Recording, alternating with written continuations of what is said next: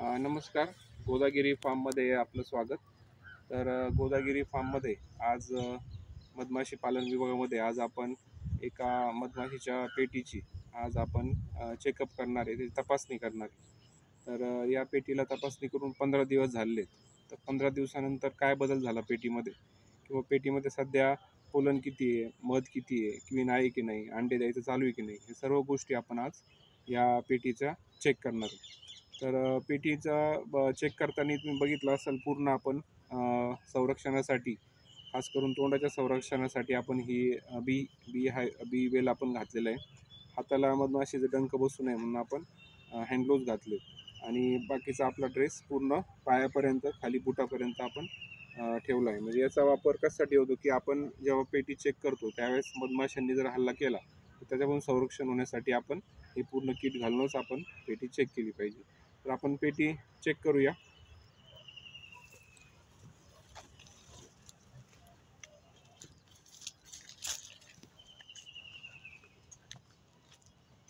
तर ही पूर्ण Apis mellifera या मधमाशीची, म्हणजे इटालियन माशी आपण त्याला म्हणतो, त्या मधमाशीची ही पेटी आहे.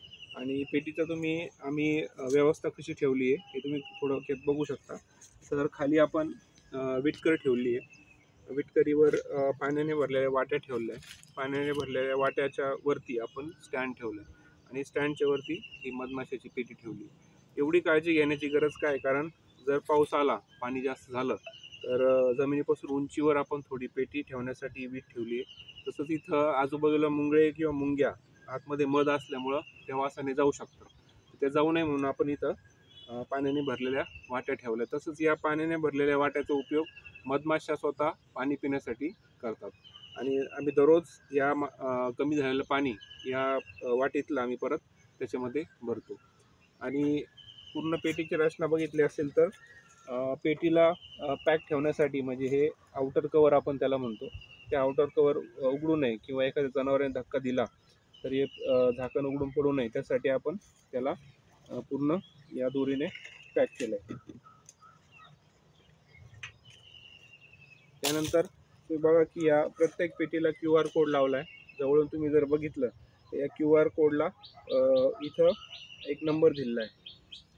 ह्या नंबर चा उपयोग आपल्या रेकॉर्ड ठेवण्यासाठी होतो.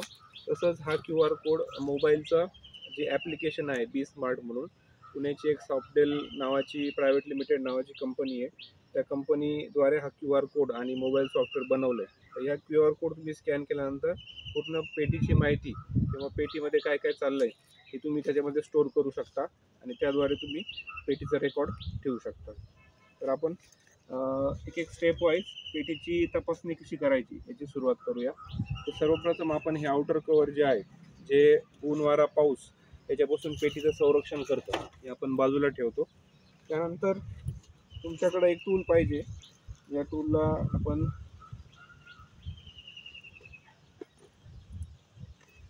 हे हाय टूल आपण त्याला म्हणतो. या हाय टूलचा उपयोग आपल्याला फ्रेम एक एक फ्रेम उचलून त्याची चेकअप करण्यासाठी आपल्याला उपयोग होतो. तसंच मधमाशांनी जर आतमध्ये मेण वगैरे साचला असेल तर ते खरडण्यासाठी आपण या हाय टूलचा उपयोग करतो. तर त्या हाय टूलने आपण हळूच हे जे इनर कवर आहे, आता इनर कवर बघा की इथं 3 छिद्र दिलेले आहेत, म्हणजे मधमाशीची जी एंट्री होते ती या दरवाज्यातून आतमध्ये मधमाशी येते, बाकीच्या कुठूनच तिला बाहेर जागा नाही आहे. आणि समजा उन्हाळ्यामध्ये खूप उष्णता असेल तर व्हेंटिलेशनसाठी इथून या 3 छिद्रातून त्यांना हवा आतमध्ये किंवा बाहेर जाऊ शकते.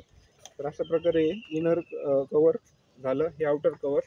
तर बरेच मधमाशी पालक जे आहेत ते पोत्याचा वापर करतात, परंतु पोतं हे शास्त्रीयदृष्ट्या आपण वापरू नये मधमाशी पालनामध्ये. शास्त्रीयदृष्ट्या ज्या गोष्टी आपल्याला सुचवल्या आहेत त्याच गोष्टी आपण वापरायला पाहिजे. जसं की हे इनर कवर आणि आपण काढून ठेवलं.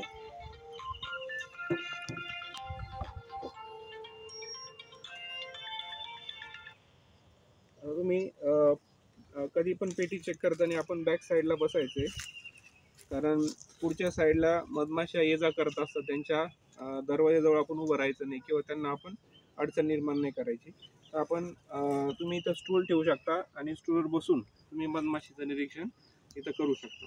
आता ह्या पूर्ण पेटीमध्ये आपण बघत असाल की फ्रेमची संख्या आहे बघा, 1 2 3 4 5 6 7 8, टोटल 8 फ्रेम ह्या पेटीमध्ये आहेत. आणि या मधमाशांना आता पावसाळा सध्या चालू आहे, फुलाची कमतरता आहे किंवा फुलं सध्या उमललेली नाही आहे, त्यामुळे त्यांना जर आतमध्ये नेक्टरची कमतरता भासली तर ती भरून काढण्यासाठी आपण या फीडरमध्ये साधारण 50% पाणी आणि 50% साखर करून साखरेचा पाक त्यांना देतो. याचा उपयोग काय होतो की मधमाशा त्यामुळं ॲक्टिव्ह राहतात, त्यांना अन्नाची कमतरता भासत नाही. तर हे फीडर तुम्ही खाली काढून ठेवलं. आता सर्वप्रथम आपल्याला या फ्रेमवर काय चाललंय हे बघायचं आहे. तर सर्वप्रथम आपण पहिली फ्रेम काढणार आहे, त्यासाठी हाय टूलचा वापर करायचा. तर आपण हलक्या हाताने आपण ती फ्रेम उचलायची आहे आणि ऑब्झर्वेशन करायचं की आतमध्ये त्यांनी काय केलंय. तर आता प्राथमिक याच्यामध्ये तुम्हाला कळेल की त्यांनी आतमध्ये थोडासा मध साठवलेला आहे, थोडा चमकतो. तर ऑब्झर्वेशन आपण लक्षात ठेवायचं की आपल्याला पहिल्या फ्रेमवर फक्त काय दिसलंय, मध दिसलं.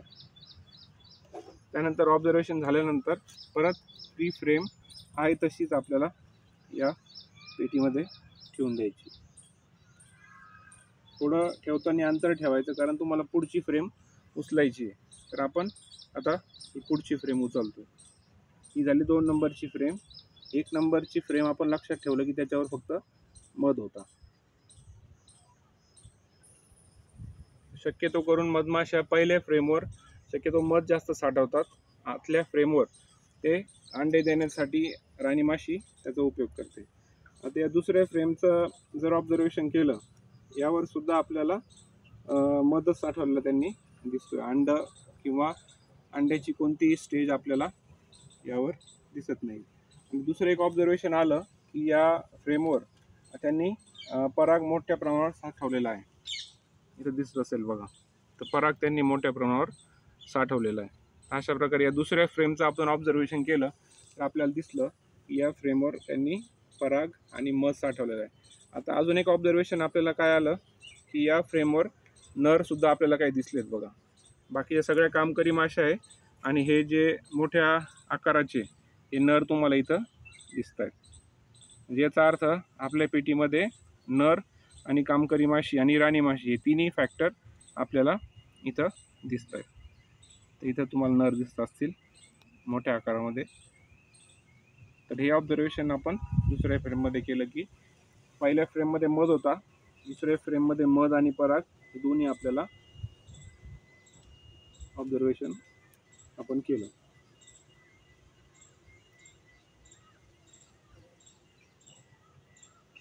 त्यानंतर ही दुसरी फ्रेम आपण ठेवून दिली.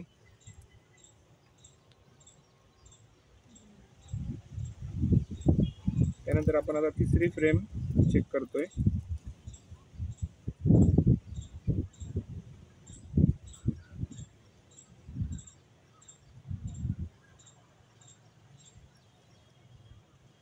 तर या फ्रेमवर ऑब्झर्वेशन आपल्याला दिसतंय की या फ्रेमवर राणी माशीने अंडे घातलेत आणि तुम्हाला सर्व ह्याच्यात अंडे दिसत आहेत आणि ब्रूड स्टेज पण दिसतेत. म्हणजे मधमाशीच्या आपल्या 3 स्टेज असतात, अंडी, अळी आणि कोश. तर या फ्रेमवर अंडी पण दिलेत, कोश पण आहेत आणि अळी अवस्था सुद्धा आहे. तसंच या फ्रेमवर त्यांनी मोठ्या प्रमाणावर पोलन सुद्धा साठवलेलं आहे. तर तिसऱ्या फ्रेमवर आपल्याला आढळलं की या फ्रेमवर अंडी, अळी, कोश या तिन्ही अवस्था आहेत. त्यानंतर त्यांनी पोलन साठवलेलं आहे.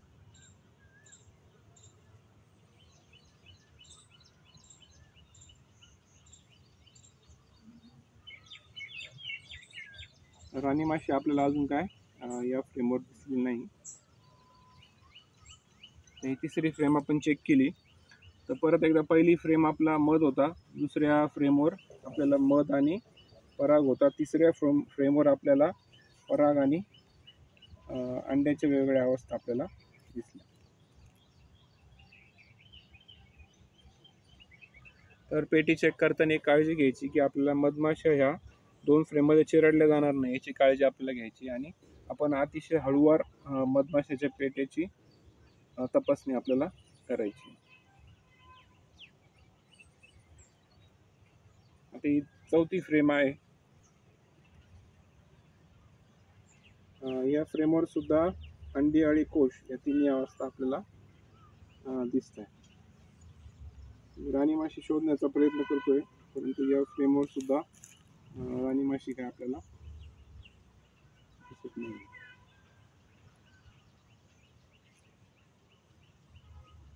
तर या फ्रेमवर पूर्ण अळी अवस्था मोठ्या प्रमाणावर त्यांनी राणी माशीने अंडे घालून ठेवलेले आहेत. दिसत असेल बघा, पांढऱ्या कलरचे तुम्हाला अळी अवस्था तुम्हाला दिसत असेल.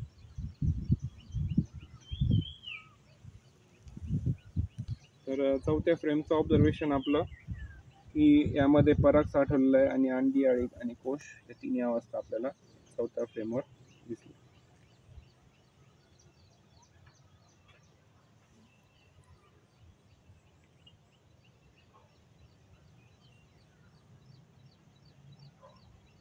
पाचवी फ्रेम आता आपण ओपन करतोय.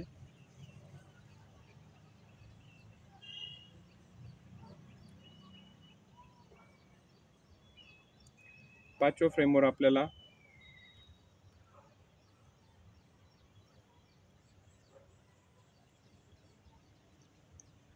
इथं सुद्धा त्यांनी मोठ्या प्रमाणावर राणी माशीने अंडे दिलेत. कोश अवस्था आहे आणि 2 राणी माशी आपल्याला या फ्रेमवर दिसत आहेत बघा. एक आपण म्हणू शकतो की दुर्मिळ असा क्षण आहे की एकाच फ्रेमवर 2 राणी माशी आहेत. तर इथे एक राणी माशी दिसते बघा.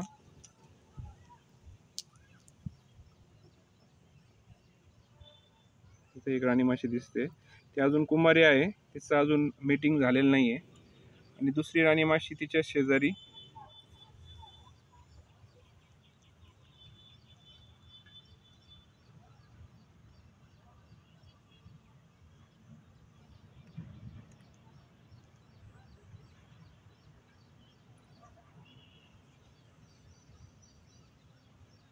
दुसरी राणी माशी आपल्याला इथे दिसते बघा.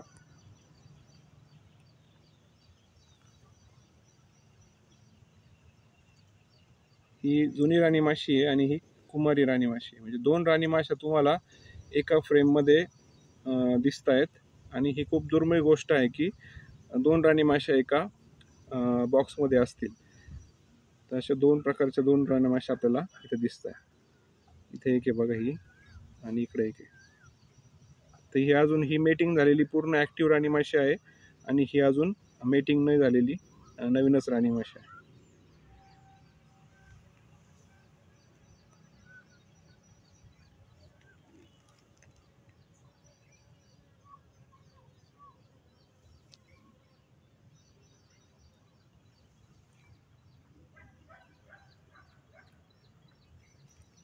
तर आपल्याला 5व्या फ्रेमवर राणी माशी आढळलेली आहे.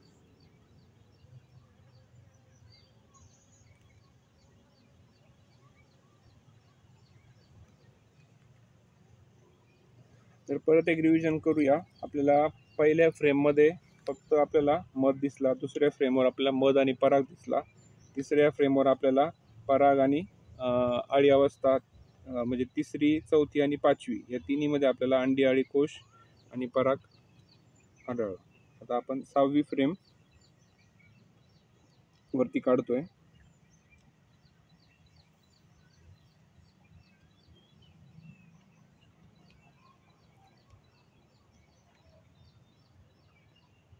तर 6व्या फ्रेमवर ऑब्झर्वेशन आलं की मोठ्या प्रमाणावर त्यांनी पोलन साठवलेलं आहे.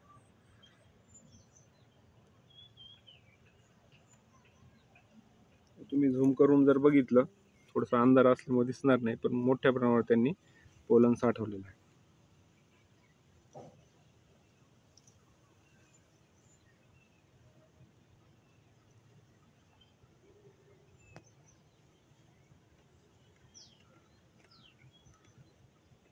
त्यानंतर या 2 फ्रेमवर सुद्धा त्यांनी पोलन किंवा मधच साठवलेलं असणार आहे.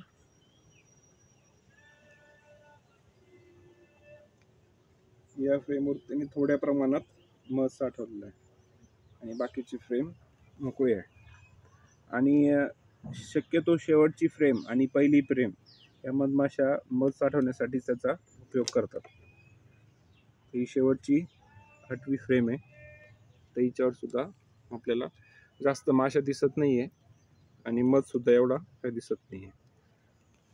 अजून एक ऑब्झर्वेशन इथं आढळत आहे की जेव्हा पेटी आपण चेक करतो त्यावेळेस तिचा तळपाट आपल्याला बघायला पाहिजे की तळपाटावर काय चाललंय. तिथे एक ऑब्झर्वेशन आलं आहे की तळपाटावर इथं वॅक्समॉथचं एक थोड्याशा किड्याने इथं घर केलं आहे, तर ते घर आपण इथं तोडून टाकायचं आहे, म्हणजे वॅक्समॉथचा त्रास आपल्याला होणार नाही. हे वॅक्समॉथचं घर आहे. तर अशा प्रकारे तुम्हाला जर जाळ जळमट पेटीमध्ये दिसली तर तुम्हाला ती पूर्णतः काढून घ्यायची, जेणेकरून आपल्या मधमाशांना त्या वॅक्समॉथचा पुढे त्रास होणार नाही. तर हे ऑब्झर्वेशन आपल्याला तळपाटाचं करायचं आहे. तळपाट हा खूप महत्त्वाचा आहे, कारण तळपाटावर तुम्हाला विविध गोष्टी मधमाशीचं पूर्ण भविष्य किंवा तिचं पास्ट हा सगळा तळपाटावर दिसतो. तर तळपाटाचं ऑब्झर्वेशन सुद्धा महत्त्वाचं आहे. आता तुमचं पूर्ण पेटी चेक झाल्यानंतर तुम्हाला परत फ्रेम ह्या ज्या स्थितीत होत्या त्या स्थितीत तुम्ही ढकलून ठेवून द्यायच्या आहे.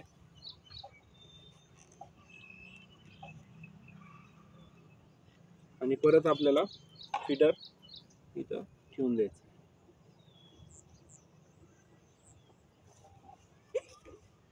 तर अशा प्रकारे या पेटीचं पूर्ण ऑब्झर्वेशन आपण केलं आणि कोणत्या फ्रेमवर काय आपण सगळं लक्षात ठेवलं.